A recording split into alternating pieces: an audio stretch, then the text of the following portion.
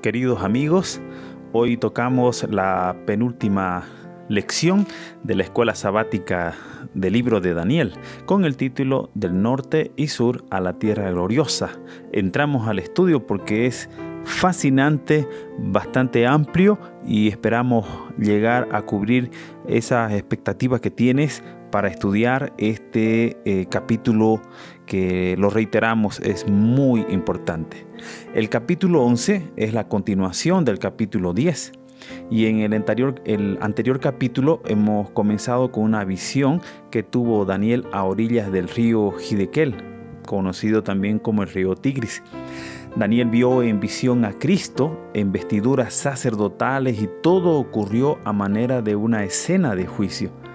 Gabriel vino donde Daniel y entonces comenzó la palabra que debe continuar en este capítulo. Y como vimos en Daniel capítulo 10, versículo 14, estamos estudiando lo que va a suceder al pueblo de Dios desde los días de Daniel hasta el fin del tiempo. Nos encontramos en el mes primero, en la fecha 24 del año 533 a.C. Y como estudiamos en el capítulo 6, el rey Darío el Medo, en el año primero de su gobierno, intentó colocar a Daniel de segundo en el reino. Entonces los sátrapas y gobernadores idearon un decreto para prohibir hacer peticiones a Dios y lograron que Daniel sea echado al foso de los leones. Cuando esto ocurrió, Darío se angustió por Daniel y no pudo dormir. Entonces Gabriel vino a animarlo y fortalecerlo al rey. Darío no quería que Daniel muera, más bien quería salvarlo. Pero las leyes de medos y persas no se podían abrogar, al igual que la ley de Dios no se puede abrogar. Queridos, el evento de la cruz fue la llave de las 2300 tardes y mañanas. Y ahora, para este capítulo, el evento de la cruz es también parte de la llave. Esto quiere decir que deberíamos encontrar las bestias de rapiñas antes del evento de la cruz y deberíamos encontrar los 10 cuernos, el cuerno pequeño y la escena del juicio después del santo de la cruz. En Daniel 8, versículo 4 dijimos que y así hacía conforme a su voluntad, refiriéndose a la entrada de un nuevo poder mundial. Y esta frase es una clave que también es parte de la llave de este capítulo. Finalmente, en Daniel capítulo 11, versículo 3, encontramos la frase con gran poder hará su voluntad. Es decir, se refiere a la entrada de un nuevo poder mundial. Entonces, sí estamos en el tiempo del carnero, que se refiere a la entrada del macho cabrío, que es Grecia. El versículo 2 del capítulo 11, pues Ciro estaba ya en el poder desde el año 536 y gobernó hasta el año 530 a.C. Y Gabriel estaba anunciando que después de Ciro habrían 3 reyes más. El hijo de Ciro, Cambises, que entró en el poder y gobernó hasta el año 522 a.C. Cambises también sacó un decreto a favor de los judíos. El segundo rey, que es el reino de Darío el Grande, que duró del año 522 al 486, este rey fue quien rectificó el decreto de Ciro. Eso está descrito en Esdras capítulo 6. El tercer rey fue el rey Asuero, el esposo de la reina Esther, llamado también Jerjes, que reinó desde el año 486 al año 465. Y Asuero, que fue inducido por Amán, se sacó un decreto de muerte en contra de los judíos. Pero luego Esther intercede y Asuero saca un contradecreto a favor de los judíos. Y el cuarto rey, el rey Artajerjes, que reinó desde el año 465, este rey sacó decretos a favor de los judíos, tal como lo dice Esdras capítulo 7, versículos 11 al 26. Y Artajerjes también permitió que los judíos que se quedaron en Babilonia puedan retornar a su ciudad. El versículo 3 hace mención el ángel a Alejandro Magno, porque el cuerno notable del macho cabrío de Daniel 8, versículo 5, que luego fue quebrado y entonces surgieron otros 4 cuernos que fueron los 4 reyes que le siguieron a Alejandro el Magno. El versículo 4 pues hace ya referencia al imperio de Grecia, que fue dividido en los 4 reinos por los 4 generales de Alejandro, tal como había sido predicho. Si seguimos en el versículo 5 y 6, veremos que antes del evento de la cruz, todo lo terrenal estaba en vigencia. La Babilonia terrenal, el santuario terrenal, el sacerdocio terrenal, la ciudad de Jerusalén terrenal, el pueblo de Dios según la carne o nación judía, etc. De igual manera, el rey del norte y el rey del sur también tendrían que referirse a reinos terrenales. El rey del norte se refiere a los seleucidas.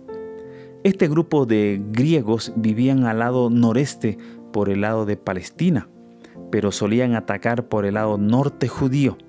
Y el rey del sur se refiere a los ptolomeos.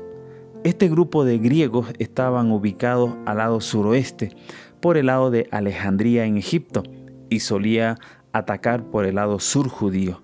Si el rey del sur quería enfrentarse al rey del norte, tenía que pasar a través de la nación judía según la carne, pues geográficamente se encontraban justo al medio entre el rey del norte y el rey del sur. Sigamos viendo los versículos 14 y 15. Cuando se refiere a estos hombres turbulentos del pueblo de Daniel, nos referiríamos pues a los macabeos que se levantaron contra Antíoco Epífanes IV, aquel rey que al estudiar el capítulo 9 de Daniel vimos que profanó el santuario terrenal, obligó a los israelitas a trabajar en sábado, mató al sumo sacerdote Onías. Y ya no estamos hablando, nos estamos acercando al año 168 a.C., es decir, que el cuarto poder mundial del esquema de Daniel estaba ganando su fuerza. El versículo 16, amigos, tenemos la entrada de un nuevo poder mundial, el cuarto reino. Los macabeos se unieron con el cuarto reino para derrotar a Antíoco Epífanes IV. Los macabeos trataron de restaurar el santuario terrenal, pero es importante entender que las acciones del tercer reino de Antíoco Epífanes en contra del santuario terrenal estaban pues antes del evento de la cruz, y de acuerdo al esquema de Daniel nada tienen que ver con lo mencionado en Daniel capítulo 8 versículos 9 al 12, porque cronológicamente se encuentran después del evento de la cruz y no antes. Si revisamos los versículos 17 al 19, la tierra gloriosa antes del evento de la cruz pues se referiría al tiempo geográfico de Palestina, al territorio geográfico, donde estaba el pueblo de Dios, los judíos, según la carne, quienes se encontraban bajo el control de la Roma imperial. Bueno, el versículo 20, cuando habla de que se levantará en su lugar uno que hará pasar un cobrador de tributos por la gloria del reino, pero en pocos días será quebrantado, vemos que Lucas capítulo 2, versículo 1 al 2, dice: se promulgó un edicto de parte del Augusto el César que en todo el mundo fuesen empadronados. Y evidentemente Augusto César representa al Imperio Romano, y aquí finalmente identificamos al cuarto poder mundial como es la Roma imperial. Revisando el versículo 21, nos lleva a leer Lucas capítulo 3, versículo 1, que dice que en el año 15 del imperio de Tiberio César, siendo gobernador de Judea Poncio Pilato y Herodes tetrarca de Galilea, nos vamos a que en Daniel capítulo 11, versículo 21, nos aproximamos al evento de la cruz, al final de la semana 69 y al inicio de la semana 70.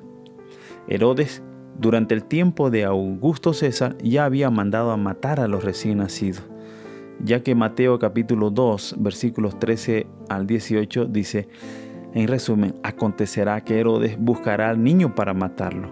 Mandó a matar a todos los niños menores de 2 años que había en Belén. Entonces, el rey Herodes representaba a Roma, y se trata de una autoridad civil que está accionando en contra del pueblo de Dios. Seguimos con el versículo 22, donde en este versículo ya nos encontramos en la semana 70 Y como estudiamos en Daniel capítulo 9, versículos 26 y 27, el Mesías príncipe confirmó el pacto y a la mitad de la semana hizo cesar el sacrificio y la ofrenda, dándose a sí mismo en sacrificio por todos nosotros. El Mesías príncipe cumplió lo que había prometido en aquel pacto eterno, celebrado antes de la fundación del mundo, entre Dios Padre y el Hijo, llamado también el pacto de gracia. El versículo 23, cronológicamente, ya nos encontraríamos en la mitad de la semana 70, en la fecha del 14 del mes Aviv del año 31 después de Cristo, en el evento de la cruz, como lo relata Marcos capítulo 15, versículos 25 al 37. Ahora, ¿por qué describir a Cristo cuando dice que Él engañará? ¿Por qué se lo describe como un engañador? Nos vamos a 2 Corintios capítulo 6, versículo 8, que dice: por honra y por deshonra, por mala fama y por buena fama, como engañadores, pero veraces. En la segunda epístola de Pablo a los Corintios, él también describe a los apóstoles como engañadores. Pero, ¿para quiénes era Cristo y los apóstoles unos engañadores? Mateo capítulo 27, versículos 62 y 63, podemos encontrar la siguiente afirmación. Al día siguiente, esto es, después de la preparación, los principales sacerdotes y los fariseos se reunieron ante Pilato diciendo: Señor, nos acordamos que aquel engañador dijo: viviendo aún, después de 3 días resucitaré. ¿Qué les parece, amigos? Sigamos con el versículo 24. Donde Cristo vivió una vida de obediencia perfecta y perpetua a la ley de Dios para nosotros, no para sí mismo, y posteriormente pagó la deuda del hombre caído. Salmo 78, 8 al 10, resume: no sean como sus padres, generación de contumaz y rebelde, generación que no dispuso su corazón ni fue fiel para con Dios su espíritu. No guardaron el pacto de Dios ni quisieron andar en su ley. Salmos 81:11 también dice: mi pueblo no oyó mi voz e Israel no me quiso a mí. Cristo, en cambio, vino a la tierra para hacer la voluntad del Padre, afirmado por San Juan capítulo 6, versículo 38. El versículo 25 y 26 comprendemos que ahí, después de las 70 semanas, entra el periodo donde el cuerno pequeño empieza a desarrollar sus doctrinas. De manera astuta, el ministerio de iniquidad empieza a introducir doctrinas equivocadas. Los verdaderos cristianos no aceptaron estas doctrinas. Solo las iglesias apóstatas las aceptaron para que haya unión, armonía, paz y no más persecuciones de cristianos. En cuanto a los 2 reyes, en sus corazones maquinarán el mal. Así dice el versículo 27, dando lugar a la siguiente afirmación, donde entra pues otro poder mundial. Y el siguiente, que es en el esquema de Daniel capítulo 2 y Daniel capítulo 7, serían los 10 cuernos.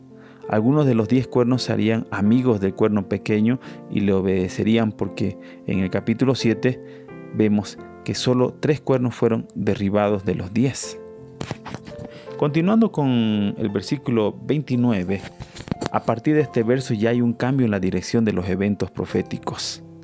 Recordemos que después de las 70 semanas, el territorio geográfico, la ciudad terrenal, el santuario terrenal y el pueblo según la carne ya no son importantes.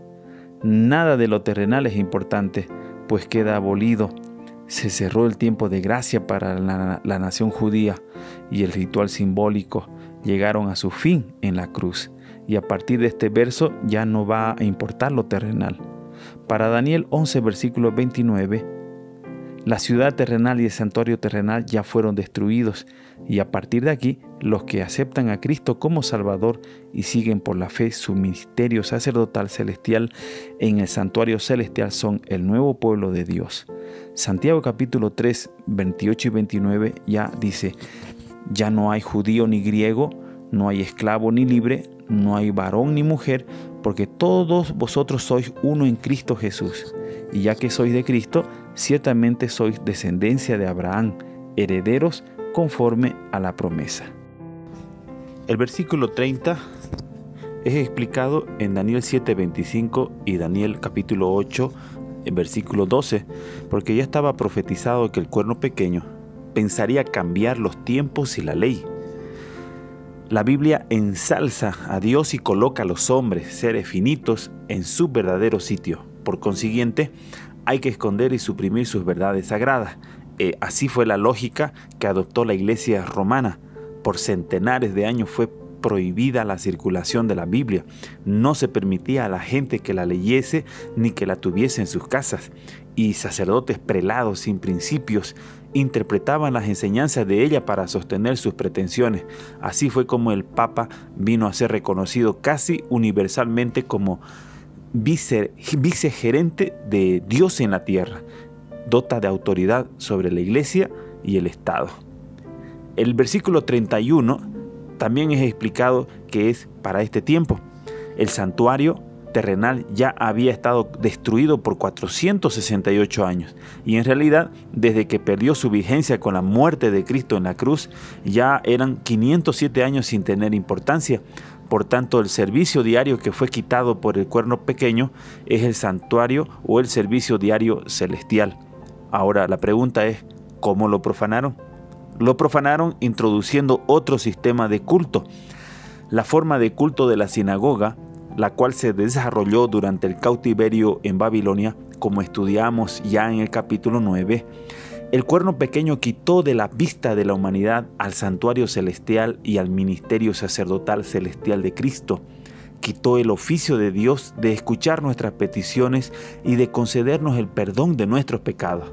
Y el cuerno pequeño decidió tomar ese oficio, tal como lo hizo Darío con el decreto que mandó a Daniel al foso de los leones en el capítulo 6. El versículo 32, ¿qué nos explica? Que la iglesia romana hacía comercio con la gracia de Dios. Las mesas de los cambistas, como en Mateo capítulo 21, versículo 12, habían sido colocadas junto a los altares y llenaba el aire la gritería de los que compraban y vendían, con el pretexto de reunir fondos para la erección de la iglesia de San Pedro en Roma. Se ofrecían en venta pública, con autorización del Papa, indulgencias por el pecado. Con el precio de los crímenes se iba a construir un templo para el culto divino y la piedra angular se echaba sobre cimientos de iniquidad. El versículo 33 nos explica que aquí se habla ya de los reformadores. Todo aquello que Dios les permitió comprender cuando ellos estudiaron las Sagradas Escrituras, ellos lo escribieron en escritos y libros que llegaron hasta nuestros días. Además, Dios los movió a traducir la Biblia al idioma nativo de sus países y es así como hoy tenemos la Biblia en diferentes idiomas. El versículo 34 nos explica que equivale al Apocalipsis capítulo 12, versículo 6, la mujer o la iglesia, como lo entendemos, que se escapó y el desierto tragó las aguas. Los protestantes habían hallado refugio en Holanda, pero entonces les llegó la noticia de que en Estados Unidos se podía adorar a Dios sin rey y sin papa, que estaban en los estados del norte, ya que los estados del sur estaban bajo el cuerno pequeño. Apocalipsis capítulo 16 nos hace comprender que la tierra ayudó a la mujer, pues la tierra abrió su boca y tragó el río que el dragón había echado de su boca. La tierra que abrió de su boca fue los Estados Unidos de América. Ahora, el versículo 35 nos explica que aquí aún se sigue hablando de la época de los reformadores, hasta el tiempo determinado. Esta frase se refiere tal como dice Mateo capítulo 24, versículos 21 y 22, que señala: si aquellos días no fuesen acortados, nadie sería salvo, mas por causa de los escogidos, aquellos días serán acortados. Y ese es el tiempo de la persecución, los 1260 años. El versículo 36 nos explica que ya estamos acá en el año 1793 y aquí vemos la entrada de un nuevo reino o un nuevo poder que no había aparecido en ningún sitio en un capítulo anterior. Este nuevo poder mundial se denomina el ateísmo. ¿Por qué? Se engrandecerá contra todo Dios. Este versículo equivale a Apocalipsis capítulo 11, versículos 7 al 8. La bestia que surge del abismo y contra el Dios de dioses hablará maravillas. Apocalipsis capítulo 11, versículo 3 dice: yo mandaré a mis 2 testigos y ellos profetizarán por 1260 días, vestidos de sacos de cilicio. El 37 amplía, diciendo que esta profecía tuvo su cumplimiento en Francia cuando coronaron a una mujer con la diosa de la razón. Por un lado, la profecía se refiere al homosexualismo que prevaleció en Francia, pero también, como ya vimos, este ateísmo se extendió por todos los territorios que gobernaban el Cuerno Pequeño. El versículo 38 nos habla sobre los apóstoles que nunca le rindieron culto a María. En los días del profeta Jeremías, los israelitas de la casa de Judá rendían culto a Semiramis, pero en ese tiempo se le conocía como la reina del cielo. Los apóstoles nunca rindieron culto a esa diosa pagana. Por eso el versículo dice: Dios que sus padres no conocieron. Los padres del cristianismo son los apóstoles. Jeremías capítulo 44, 17 al 19 dice que para ofrecer incienso a la reina del cielo, derramándole libaciones, como hemos hecho nosotros y nuestros padres, nuestros reyes y nuestros príncipes. El versículo 39 nos explica que la profecía sigue refiriéndose al culto a Semiramis, a Nimrod y a Tammuz. Pero para esta época ya estamos hablando de la religión babilónica, disfrazada de cristianismo al rendir culto a María y al Niño Dios. Este ateísmo que surgió con la Revolución Francesa por tener la característica de Egipto es conocido después de la cruz como el Rey del Sur y por tanto ahora ateísmo sería el Rey del Sur. El versículo 40 se refiere a la conclusión de los 1260 años, que como ya dijimos antes, va desde el año 538, cuando el obispo de Roma fue hecho por decreto del emperador Justiniano cabeza de todas las santas iglesias y verdadero y eficaz corrector de herejes, hasta 1798, cuando el Papa Pío fue llevado prisionero por el general Berthier y el poder del papado sobre los gobiernos de Europa quedó quebrantado. El versículo 41 nos explica que ya habíamos estudiado y que ya no estamos tratando con un territorio geográfico, como es la Jerusalén terrenal, pues desde el evento de la cruz, pues el pueblo de Dios está esparcido, como dice Santiago 1:1. Entonces, ¿a qué lugar entra el Rey del Norte? Desde 1844, amigos, después del fin de las 2300 tardes y mañanas, el pueblo de Dios son específicamente las organizaciones adventistas del séptimo día y todos aquellos que profesan guardar el sábado y profesan guardar los mandamientos. Se trata del pueblo que aceptó y proclamó a partir de 1844 la llegada del juicio investigador, el paso de Cristo del lugar santo al lugar santísimo del santuario celestial, la vigencia de los 10 mandamientos, en otras palabras, el triple mensaje evangélico, como dice Apocalipsis 14, 6 al 20, y el libro de Apocalipsis 14, versículos 6 y 7 dice: vi otro ángel que volaba en medio del cielo, que tenía el evangelio eterno para predicarlo a los que habitan en la tierra, a toda nación y raza y lengua y pueblo. Decía a gran voz: temed a Dios y dadle gloria, porque la hora de su juicio ha llegado. Adorad al que hizo los cielos y la tierra y el mar y las fuentes de las aguas.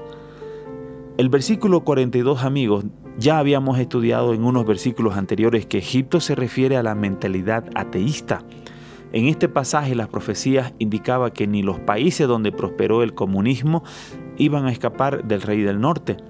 Un ejemplo de esta profecía es la Iglesia Católica Ortodoxa en Rusia. Rusia era un país comunista que no se salvó del Cuerno Pequeño. El Cuerno Pequeño extendió su mano hasta en los países comunistas que eran supuestamente ateos. El Rey del Norte extendió su mano hasta en los países comunistas. El versículo 43 ya nos empieza a explicar cuando dice se apoderará de los tesoros de oro y plata. Hace referencia a un control sobre el mundo financiero. Libia en tiempos bíblicos era una región pobre, mientras que Etiopía era una región rica. Por tanto, hace referencia a un control tanto sobre ricos como pobres. Pero además, Libia se refiere a los países árabes con los que ya la Iglesia Católica tiene tratados. También a la hija de Mahoma, Fátima, a quien la Iglesia Católica hizo una virgen para que se le parezca, la Virgen Fátima. Bueno, el versículo 44 y 45, aquí seguimos hablando del rey del norte. Al rey del norte le atemorizará ver que, a pesar de tener todas las iglesias y organización bajo su control, existe un pueblo que no tiene organización. Martín Lutero la llama la iglesia escondida y que no acepta su doctrina y por lo tanto no están bajo su control. El rey del norte entró en la tierra gloriosa, es decir, todas las organizaciones religiosas, con sus doctrinas, sus mensajes de paz y seguridad, el sentimentalismo, etc. Pero se llevará un chasco al ver que no todo el pueblo de Dios se encuentra bajo su control. Y en el esquema cronológico estudiado por Daniel, vemos que después del cuerno pequeño viene una escena del juicio. Pero si cronológicamente ya hemos pasado el año 1989 y el juicio de los muertos empezó en 1844, esto quiere decir que lo que le sigue es el juicio de los vivos. Una pregunta salta: ¿y qué está al norte? Salmos 48:2 dice: ¡qué hermosura la altura! El gozo de toda la tierra es el monte Sión, por el lado norte, la ciudad del gran rey. Isaías 14, versículo 13 dice: tú has dicho en tu corazón, subiré al alto del cielo, hasta las estrellas del Dios me levantaré mi trono y me sentaré en el monte de la asamblea, en las regiones más distantes del norte. Al norte se encuentra el trono de Dios. ¿Quién viene del oriente? Apocalipsis 7:2 dice: y vi otro ángel subiendo del oriente, tenía el sello del Dios vivo, y llamó a gran voz a los 4 ángeles a quienes le fue dado hacer daño a la tierra y al mar. El apóstol Juan vio subir un ángel del oriente que tenía el sello de Dios vivo. Es decir, estamos hablando del sellamiento y del varón con tintero de escribano, como dice en Ezequiel capítulo 9, versículo 3 al 4. Y la gloria de Dios de Israel se alzó de sobre el querubín sobre el cual habíamos estado, el umbral de la casa, y llamó Jehová al varón vestido de lienzos que tenía a su cintura la escribanía del escribano. Y díjole Jehová: pasa por medio de la ciudad, por medio de Jerusalén, y pon una señal en la frente a los hombres que gimen y que claman a causa de todas las abominaciones que se hacen en medio de ella. Queridos, estamos en el periodo del fuerte pregón o fuerte clamor, según Apocalipsis capítulo 18, versículos 1 al 5. Saben, su obra es terrible, su misión es tremenda. Es el ángel que ha de separar el trigo de la cizaña y sellar o atar el trigo para el granero celestial. Estas cosas debieran absorber completamente la mente y la atención. Los que salgan aprobados en el juicio de vivos recibirán el sello de Dios, recibirán la lluvia tardía y darán el fuerte pregón. Será un movimiento de reforma mundial. Todo esto hará temblar el rey del norte y por eso saldrá con gran ira para destruir y matar a muchos. Esto es ya la persecución contra el remanente, aquellos que darán el fuerte pregón, aquellos que han salido aprobados en el juicio. 1 Pedro 4:17, con esto terminamos, amigos, dice: porque este tiempo de que el juicio comience por la casa de Dios, y si primero comienza por nosotros, ¿cómo será el fin de aquellos que no obedecen al Evangelio de Dios? Tremendo mensaje. Gracias, amigos, por tu tiempo. Que el Señor te bendiga y sigue estudiando tu Biblia, porque solo así conocerás la voluntad de Dios para tu vida. Bendiciones. Feliz sábado.